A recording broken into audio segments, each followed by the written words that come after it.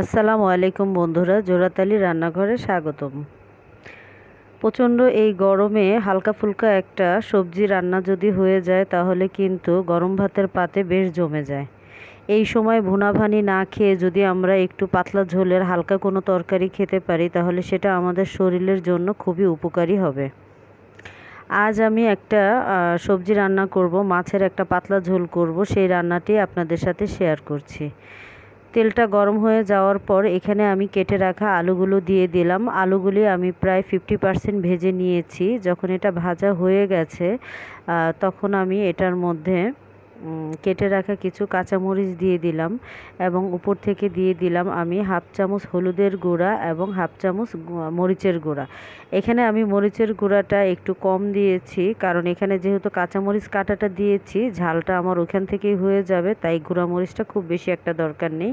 আর আমি যে সবজিটা রান্না করছি এটা রান্নার জন্য কালারটা যদি একটু হালকা হয় দেখতেও ভালো লাগে, খেতেও এটা খুব সুস্বাদু হয়। সাথে আমি দিয়ে দিলাম স্বাদ মতো লবণ। আজ আর আমি তরকারিতে বাটা পেঁয়াজ ব্যবহার করিনি, এখানে আমি কেটে রাখা পেঁয়াজ দিয়ে রান্নাটা কিন্তু বসিয়েছি। তো ভালো করে আলুটা আমি কষিয়ে নেওয়ার জন্য অল্প একটু পানি দিয়ে আলুটা কষিয়ে নিয়েছি। দেখতেই পাচ্ছেন আলুটা ভালোভাবে কষানো হয়ে গেছে। এখন আমি সবজিগুলো দিয়ে দিচ্ছি। আজ আমি ধুন্দুল রান্না করতেছি। ধুন্দুল রান্না করার জন্য আগেই আমি ধুন্দুলগুলো কেটে ধুয়ে পানি ঝরা দিয়ে রেখেছিলাম, কারণ ধুন্দুল রান্না করতে গেলে এমনিতেই বেশ পানি ছাড়ে। এর জন্য আমি আগেই কেটে ধুয়ে এটা পানি ঝরা দিয়ে রেখেছিলাম। এখন আমি ধুন্দুলগুলো আলুর মধ্যে দিয়ে দিলাম, দিয়ে আমি অল্প অল্প করে এটা নেড়েচেড়ে মশলার সাথে মিশিয়ে নেব এবং এটা আমি ঢেকে রান্না করব। ধুন্দুল থেকেই পানিটা বের হবে, সেই পানি দিয়েই আমি তরকারিটা কষিয়ে নেব ভালো করে।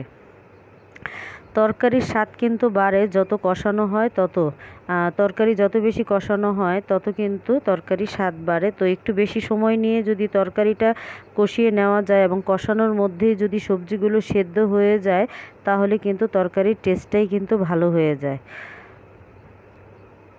দেখতেই পাচ্ছেন এটা আমার সুন্দরভাবে কষানো হয়ে গেছে। আমি এখানে কোনো পানি ব্যবহার করিনি, ধুন্দুল থেকেই কিন্তু পানি ছেড়েছে এবং আমার সবজিটাও ভালোভাবে কষানো হয়ে গেছে। এখন আমি এখানে অল্প একটুখানি পরিমাণ অল্প আরেকটু পানি দিয়ে দিব, কারণ আমি এটা পাতলা ঝোলের তরকারি রান্না করব, এর জন্য আরেকটু পানি দরকার ছিল। কারণ এখনও যেহেতু মাছটা দেইনি, মাছ দিতে দিতে এটার পানিটা টেনে যাবে, তখন গা মাখা হয়ে যাবে। আমি আজ আর গা মাখা তরকারিটা খেতে চাচ্ছি না, তাই আমি একটু হালকা ঝোলে রান্না করব দেখে আরেকটু পানি দিয়ে দিলাম।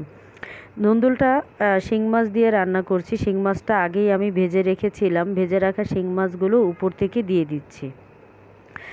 বন্ধুরা, ভিডিওটা দেখতে দেখতে যদি আপনাদের ভালো লেগে যায় একটি লাইক দিয়ে সম্পূর্ণ ভিডিওটি দেখবেন এবং আপনারা যারা আমার চ্যানেলটি সাবস্ক্রাইব করে আমার ইউটিউব পরিবারের সদস্য হয়েছেন আমি তাদের প্রতি কৃতজ্ঞতা স্বীকার করছি। ধন্যবাদ আপনাদেরকে।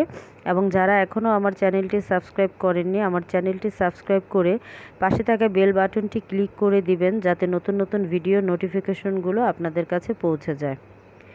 এবং আমার ভিডিওটি দেখে যদি সত্যি আপনারা উপকৃত হন তাহলে একটি লাইক দিয়ে সম্পূর্ণ ভিডিওটি দেখে নেবেন।